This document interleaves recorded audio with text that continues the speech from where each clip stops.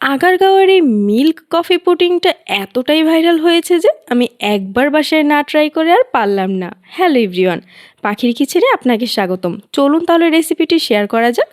প্রথমে আমি এখানে নিয়েছি 2 কাপ পরিমাণ পানি।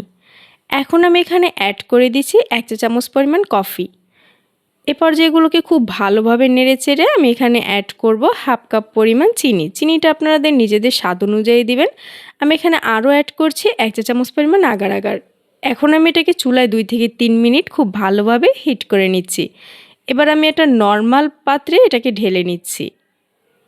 এখন আমি এটাকে 10 মিনিটের জন্য ফ্রিজে রেস্টে রেখে দিয়েছিলাম। দেখুন আমার জেলিটা কিন্তু একবারে পারফেক্টভাবে সেট হয়ে গেছে। এখন আমি একটা নাইফের সাহায্যে এটাকে ছোট ছোট করে টুকরো করে নিয়েছি।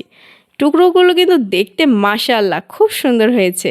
এ পর্যায়ে আমি এখানে 2 কাপ পরিমাণ লিকুইড গরুর দুধ নিয়েছি। এখানে কিন্তু চাইলে গুঁড়া দুধও ইউজ করা যাবে। দিয়ে দিচ্ছি হাফ কাপ পরিমাণ চিনি, 1 চা চামচ পরিমাণ কফি, দিয়ে দিচ্ছি 1 চা চামচ পরিমাণ আগার আগার। ওটাকে আমি চুলায় বসিয়ে দিয়ে এদিকে আমি এখানে ছোট ছোট টুকরোগুলোকে খুব সুন্দরভাবে একটা মোল্ডে সাজিয়ে নিচ্ছি। আপনারা কিন্তু নিজের মন মতো এটাকে সাজিয়ে নিতে পারেন, তবে সবগুলো টুকরো আমি একসাথে দেব না, দুইবারে আমি এটাকে মিশাবো। এদিকে আমার এটা একদম সেট হয়ে গেছে। এখন আমি এখানে অল্প অল্প করে ঢেলে দিয়ে আমি খুব সুন্দরভাবে এগুলোকে নেড়ে চেড়ে একটু মিশিয়ে দিচ্ছি। এই তো তৈরি হয়ে গেল। আমি এটাকে 10 মিনিটের জন্য ফ্রিজে রেখে দিয়েছিলাম। এবার আপনাদেরকে মোল্ড আউট করে দেখিয়ে দিচ্ছি। এই কফি মিল্ক পুডিংটা সত্যি এত সুন্দর আর এতটা ভালো লেগেছে আমার, যেটা আমি রেসিপিটা শেয়ার না করে পারলাম না। এটা শুধু শুধু ভাইরাল হয়নি, সত্যি খেতে এতটাই টেস্টি হয়েছে, ভাইরাল তো হতেই হবে।